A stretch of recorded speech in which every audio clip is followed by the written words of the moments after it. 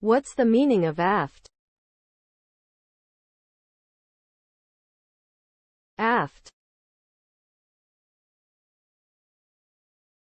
Aft. Aft. Aft. Aft.